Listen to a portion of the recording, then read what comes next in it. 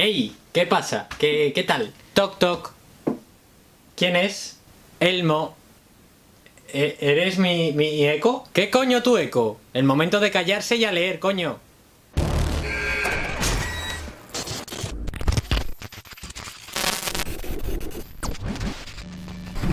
Silent. ¿Qué tal? ¿Qué pasa? ¿Cómo estáis? ¿Cuánto tiempo? Hoy vamos con clase de herejía avanzada. Vamos a hablar de Lock and Key, serie co-creada por el famoso novelista y guionista Joe Hill junto al artista chileno Gabriel Rodríguez. Esta serie se publicó originalmente en el sello de IDW durante los años 2008 a 2013 con una extensión total de 37 números repartidos en 6 volúmenes. Bienvenidos a Lovecraft, Juegos Mentales, Corona de Sombras, Las Llaves del Reino, Mecanismos de Relojería y Alfa y Omega. El formato de publicación en volúmenes se asemeja mucho al de estar viendo una serie de televisión, ya que cada uno de estos funciona casi como un capítulo independiente y de forma autocontenida. Lock and Key es una obra que entremezcla los géneros de aventura, terror y fantasía para acabar siendo un producto muy similar a lo que sería una película como Los Goonies o series de televisión más actuales como Stranger Things o una serie de catastróficas desdichas, donde al final los niños son los principales protagonistas de las historias y tienen situaciones donde sus vidas se ponen en peligro. La historia comienza con el brutal asesinato de la familia Locke a mano de uno de sus alumnos. Este hecho provocará que la familia, traumatizada y hundida, tenga que abandonar su casa y mudarse al condado de Lovecraft, a la antigua mansión familiar conocida como la Casa de las Llaves. Es en esta mansión donde los hijos de la familia, Tyler, Kingsley y Bob, a raíz de los extraños hechos y circunstancias que empiezan a ocurrir a su alrededor, irán descubriendo antiguos misterios y secretos olvidados del pasado que han influido directamente en el asesinato de su padre. Luego de esto están las famosas llaves de la obra, que irán encontrando a los protagonistas a la vez que va avanzando la historia y que también hacen un poco de hilo conductor de toda la trama. Hay llaves de todo tipo, desde una que te permite abrir una puerta a cualquier otro sitio, llaves que te cambian de raza, de género, hasta una llave que te permite abrirte la cabeza y ver y manipular tus pensamientos e ideas. Además, otro componente muy interesante dentro de la propia obra es que solo los niños parecen ser los únicos que ven las cosas raras que están pasando con las llaves o que son los únicos que las encuentran. Y es que parece ser que dentro de la Casa de las Llaves solo los niños son capaces de ver todas estas circunstancias extrañas que están ocurriendo y es como que los mayores han olvidado por completo su pasado dentro de la casa. Los personajes están muy bien tratados y muy desarrollados dentro de la obra y vamos a ver su evolución a lo largo de todos estos 6 volúmenes, sobre todo centrándonos en la familia Locke. Por un lado, el hijo mayor, Tyler, hace un poco de la figura paterna que acaba de perder la familia y yo creo que es el personaje más explotado dentro de la obra debido a la mala relación que tenía con su padre antes de su muerte. Luego estaría la hija mediana, Kingsley, que es la más traumatizada debido a cómo ella vivió la situación durante el asesinato de su padre y va a llegar incluso a reprimir por completo sus emociones y sentimientos. Y por último estaría Bob, que es un poco la figura más inocente dentro de la obra, pues no deja de ser un niño y donde él solo ve un juego más el usar estas llaves y son los mayores los que le están controlando también un poco todo el rato para que no la líe parda con las llaves.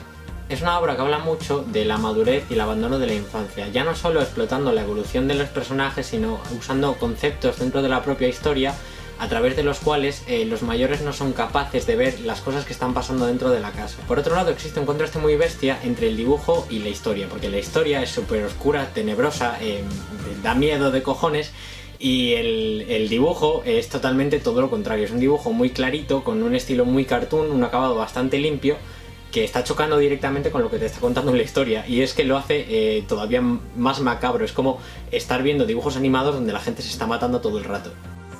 Siendo completamente sincero, me chocó muchísimo el dibujo de Gabriel Rodríguez cuando empecé a leer la obra y ni siquiera me estaba entusiasmando demasiado. Pero a medida que fui avanzando y leyendo, empecé a ver una simbiosis muy grande entre el dibujo y el guión, pese al contraste tan grande que os digo que tienen. Tiene un acabado muy cartoon, con trazos bastante gruesos y que juega muchísimo con la perspectiva, sobre todo en escenas donde vamos a ver a los personajes reflejados en charcos. Y los propios personajes de la obra, que están muy bien caracterizados y son muy expresivos, y en general es un dibujo que acaba siendo súper representativo de la obra y que forman una simbiosis completa. O sea, ya no existe uno sin el otro, y sobre todo por la evolución que tiene desde el número 1 hasta el final. Luego se nota un montón que Gabriel estudió arquitectura y que creó la casa antes de la propia historia, y que esta forma casi un personaje más dentro de la obra.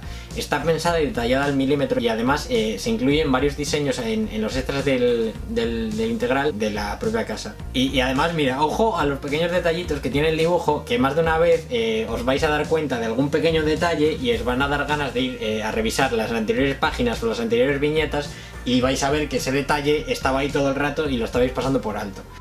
Bueno, y además de la propia obra en sí, que ya está terminada y cerrada, existen varios spin-offs que salieron mucho después que funcionan de complementos a la propia obra, que además por contrato de licencia solo Joe Hill y Gabriel Rodríguez pueden trabajar dentro de ella. Aquí en España solo está editado uno, Cielo y Tierra, que tiene un precio de unos 13 euros y incluye 3 mini historias complementarias. Y ahora mismo está en publicación un cruce con el universo de Sandman en Estados Unidos.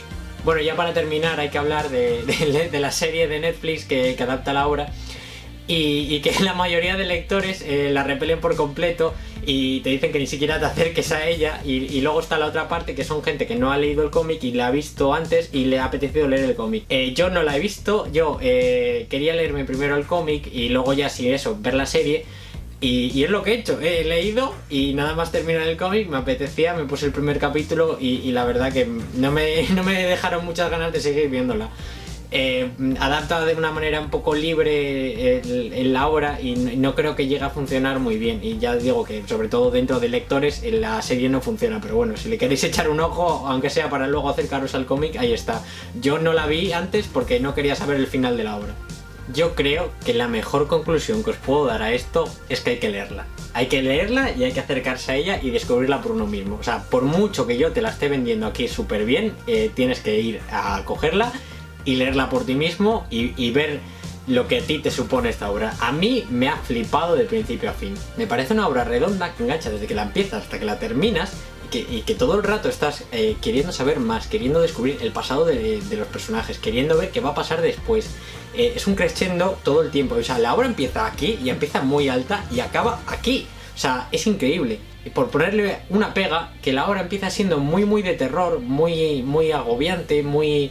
de verdad, no llega a dar miedo, pero llegas a pasarlo un poquito mal leyéndola, y luego eso se vuelve un poco más light y se difiere a lo largo que va pasando la obra y acaba siendo más aventura fantástica, pero sí que es cierto que tiene momentos bastante macabros y bastante traumáticos, las cosas como son.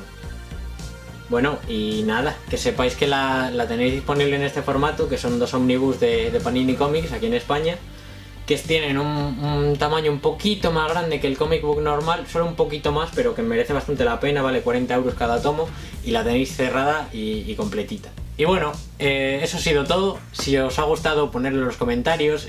Si la habéis leído ya, comentarme qué os parece. Si no la habéis leído, contarme que si os apetece leerla después de esto, estaría muy guay saberlo. Darle al like, a la campanita, suscribiros si no lo estáis, y ya nos iremos viendo por aquí. Un saludito, chicos.